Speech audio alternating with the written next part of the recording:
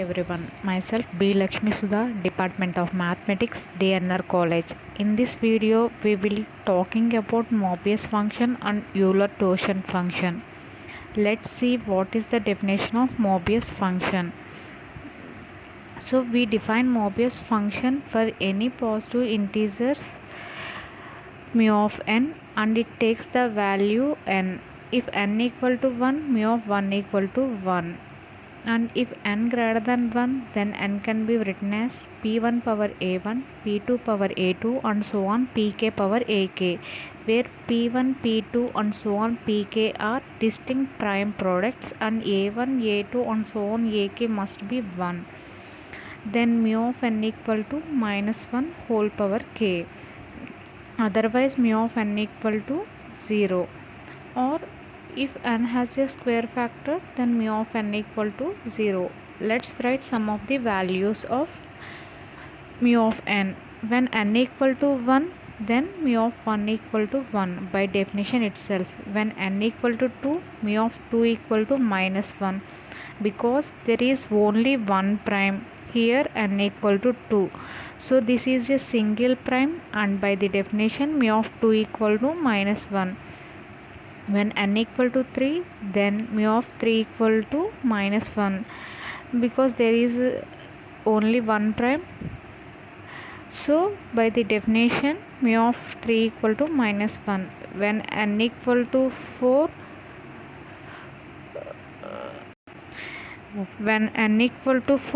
then mu of 4 equal to 0, because we can write 4 as 2 square, and by the definition if n has a square factor, then mu of n equal to 0. Here mu of 4 equal to 0. When n equal to 5, then mu of 5 equal to minus 1.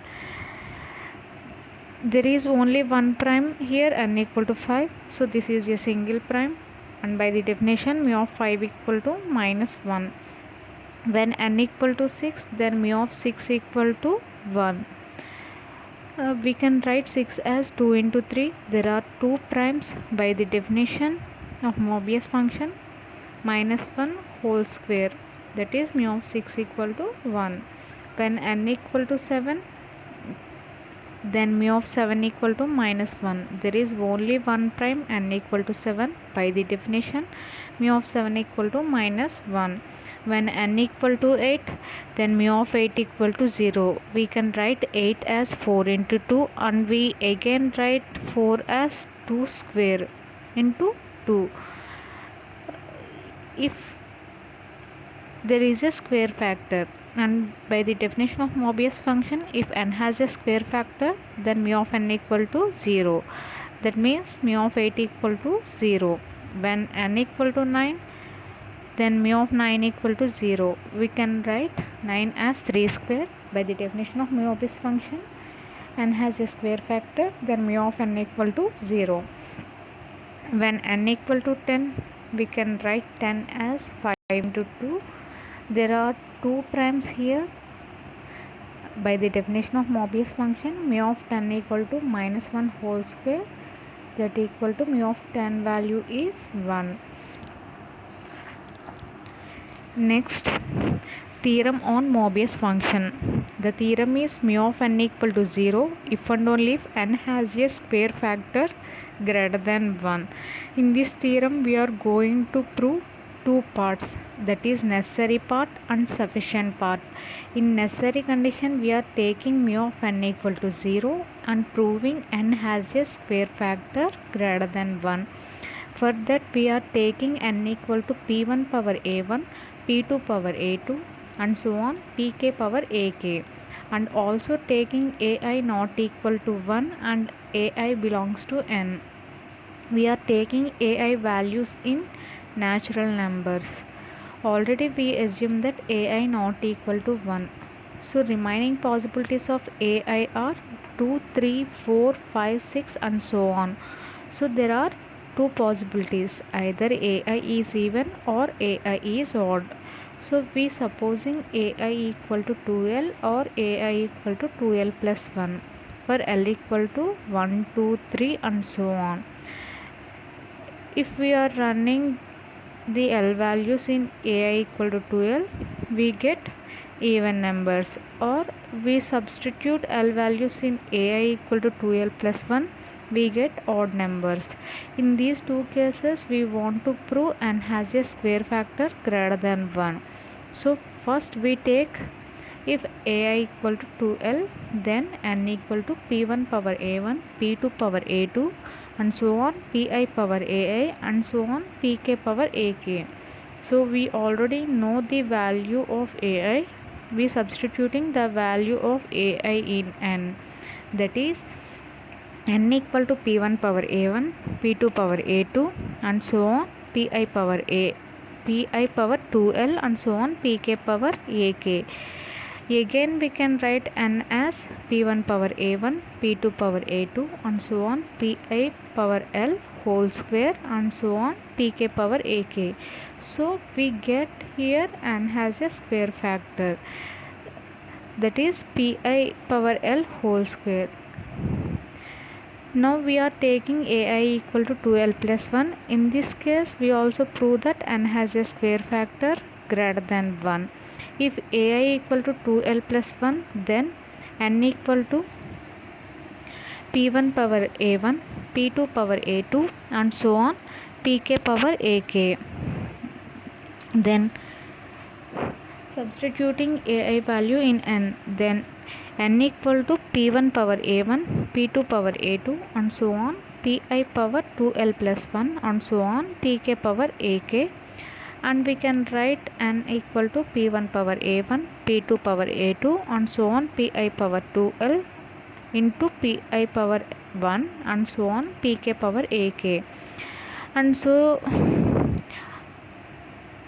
And again we can write n equal to p1 power a1, p2 power a2, and so on, pi power l whole square into pi power 1, and so on, pk power ak. So in this case also we get n has a square factor. In these two cases, ai equal to 2L and ai equal to 2L plus 1, we get n has a square factor. Next, assume that n has a square factor greater than 1. We can prove that mu of n equal to 0. Clearly by the definition of Mobius function, when n has a square factor, then mu of n equal to 0. So this condition is clear. We proved both the condition. By taking mu of n equal to 0, we prove that n has a square factor, and while we take n has a square factor, we prove that mu of n equal to 0. Next theorem. If n greater than or equal to 1, we have summation d divides n, mu of d value is 1 if n equal to 1. Summation d divides n, mu of d value is 0 if n greater than 1. In this theorem, we taking n greater than 1 and solving summation d divides n, mu of d value 1 if n equal to 1, 0 if n greater than 1. In this theorem, we are solving two cases when n equal to 1 and another one is n greater than 1. So case 1. In case 1, we are taking n equal to 1. Then we prove summation d divides n, mu of d equal to 1. For that we take n equal to 1. Then summation d divides n, mu of d. So we can prove this value as 1. Summation d divides n, mu of d. So we know the value of n and we substituting the n value in summation d divides n, mu of d. That is summation d divides 1, mu of d. That means the only divisor of 1 is itself, that is summation d divides 1, mu of d equal to mu of 1. By the definition of Mobius function, mu of 1 equal to 1. Next case 2. In case 2, we take n greater than 1 and solving summation d divides n, mu of d value is 0. If n greater than 1, then by Mobius definition we can write n as p1 power a1, p2 power a2, and so on, pk power ak. In the sum summation d divides n, mu of d, the only non-zero term come from d equal to 1, and from those divisors of n which are products of distinct primes.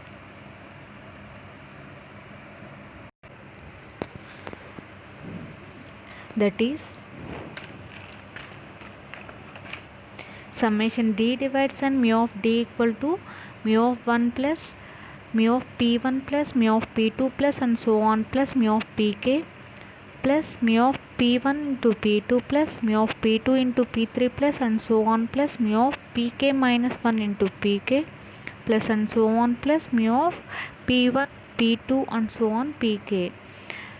We know the value of mu of 1 equal to 1. Next, mu of p1, there is only single prime p1. By the definition of Mobius function, mu of p1 equal to minus 1 and plus mu of p2. Again there is a single prime p2. By the definition of Mobius function, mu of p2 value is minus 1 and so on. Mu of pk value is also minus 1. So simply we can write mu of p1 plus mu of p2 plus and so on mu of pk value as kc1 minus 1. And in mu of p1 p2 there are two prime products. By the definition of Mobius function, the value is minus 1 whole square, and mu of p2 into p3 there are again two prime products. By the definition of Mobius function, the value is minus 1 whole square and so on. Mu of pk minus 1 into pk value is also minus 1 whole square. So we can simply write mu of p1 into p2 plus and so on mu of pk minus 1 into pk value as kc1 kc2 minus 1 whole square plus and so on. We can write the value of mu of p1 into p2 into and so on pk as kck minus 1 whole power k, because there are k distinct prime products. The value of k distinct prime products is minus 1 whole power k. So the value of summation d divides n mu of d is 1 plus kc1 into minus 1 plus kc2 into minus 1 whole square plus and so on kck into minus 1 whole power k. This is like a plus b whole power n equal to nc naught a power n into b power 0 plus nc1 a power n minus 1 into b power 1 plus and so on plus ncn a power 0 into b power n. So the value of 1 plus kc1 minus 1 plus kc2 minus 1 whole square plus and so on kck minus 1 whole power k is 1 plus minus 1 whole power k. That is 1 minus 1 value is 0. 0 power k value is 0, because anything power value is 0. Anything power 0 value is 0. Finally we get summation d divides n mu of d is 0. In these two cases we prove that summation d divides n mu of d value 1 when n equal to 1, and summation d divides n mu of d equal to 0 when n greater than 1. Next definition is Euler-Torsion function. Here we denote Euler-Torsion function pi of n for all positive integers.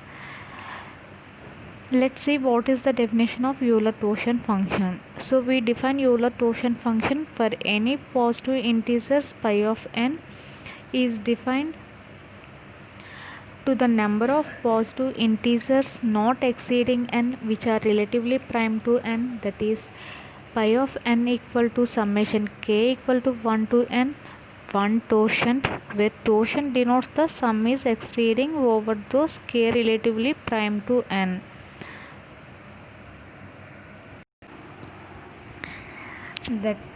That means in Euler-Torsion function we take any positive integer. Here we write the number of positive integers less than n and relatively prime to n. For example, if you take positive integer n equal to 3, then pi of 3 equal to 1 2, because the number of positive integers less than n is 1 2, and again we see the relatively prime to 3 is 2. That means greatest common divisor of 3 is 2. Next note, if n is prime, then pi of n equal to n minus 1. If n is not prime, then pi of n equal to the number of positive integers less than n and relatively prime to n. We define Euler-Torsion function for positive integers, that is 1, 2, 3, 4, 5 and so on. If we take any prime number for positive integers, here we taking n equal to 2, this is a prime number, then we use note 1, pi of n equal to n minus 1. We substitute n value, that is n equal to 2 in pi of n equal to n minus 1, then pi of 2 equal to 2 minus 1. If we take any prime number using this formula, pi of n equal to n minus 1, and we take the number 4 or 6, any number which is not prime, then we use note 2, the number of positive integers less than n and relatively prime to n. That means we are taking n equal to 4, the number of positive integers less than 4 is 1, 2, 3 and relatively prime to n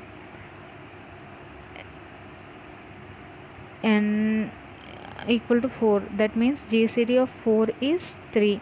So we can see the table for using these two possibilities. N equal to 1, then pi of n equal to 1. N equal to 2, then pi of 2 equal to 1. N equal to 3, then pi of 3 equal to 2. N equal to 4, then pi of 4 equal to 2. N equal to 5, then pi of 5 equal to 4. N equal to 6, then pi of 6 equal to 2. N equal to 7, then pi of 7 equal to 6. N equal to 8, then pi of 8 equal to 4. N equal to 9, then pi of 9 equal to 6.